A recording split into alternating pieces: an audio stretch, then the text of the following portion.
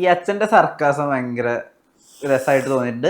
ചില സമയത്തൊക്കെ അങ്ങനെ എങ്ങനെയാ ഒരു ഭയങ്കര സീരിയസ് ആയിട്ടുള്ള സിറ്റുവേഷനിൽ അങ്ങനെ ഒരു തമാശ പറയാൻ പറ്റുമെന്ന് എനിക്ക് തോന്നിയിട്ടുണ്ട്. ഇപ്പൊ ഇന്ത്യ വിഷനിൽ ഒരു ഇന്റർവ്യൂ നടന്നുകൊണ്ടിരിക്കുകയാണ്. ശ്രീനിവാസനോട് ചോദിക്കുകയാണ്, രാജീവ് രവി നിങ്ങളുടെ സിനിമകളൊക്കെ രാഷ്ട്രീയ സിനിമകളാണ്, എനിക്ക് ദേഷ്യം തോന്നുന്നു, എനിക്ക് വേദന തോന്നുന്നു അദ്ദേഹത്തിന്റെ സിനിമകൾ കണ്ടിട്ട് എന്ന ഒരു കമന്റ് പറഞ്ഞു. എന്താ പറഞ്ഞു ചോദിച്ചപ്പോ ശ്രീനിവാസൻ സാർ ഒരു സെക്കൻഡ് പോലും ആലോചിക്കാതെ പറയാണ്, ആൾക്ക് ദേഷ്യം തോന്നാൻ കാരണം ചിലപ്പോൾ രാജീവ് രവിനെ എന്റെ സിനിമകളെങ്ങാനും പിടിച്ച് കടിച്ചിട്ടുണ്ടാവുന്ന.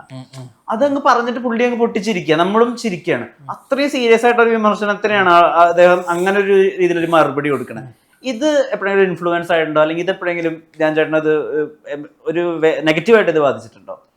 ഇല്ല. ഇപ്പൊ ഓരോ ആൾക്കും ഒരു ഇൻഡിവിജ്വാലിറ്റി ഉണ്ടാവും, പുള്ളിക്ക് ഒരു രീതി ഉണ്ടാവും, പുള്ളിയുടെ ഒരു സ്റ്റൈല് പറയാണ്, പുള്ളിയുടെ സംസാരിക്കുന്ന രീതി പറയാണ്, പുള്ളിയുടെ തമാശ പറയാണ്, പുള്ളിയുടെ എബിലിറ്റീസ് അതൊക്കെ പുള്ളി ജീവിച്ച് വളർന്ന സാഹചര്യം ചുറ്റുപാടൊക്കെ പറയാണ്. ഞാൻ ജീവിച്ച് വളർന്നതും ഞാൻ പുള്ളിയുടെ മകനാണെന്ന് ഒഴിച്ചു കഴിഞ്ഞാൽ, അല്ലെങ്കിൽ ഞാൻ പുള്ളിയിൽ നിന്ന് ഇൻസ്പയർഡ് ആവുകയോ ഇൻഫ്ലുവൻസ്ഡ് ആവുകയോ ആയിട്ടുള്ള ഒരു സംഭവം ഉണ്ടായിട്ടില്ല.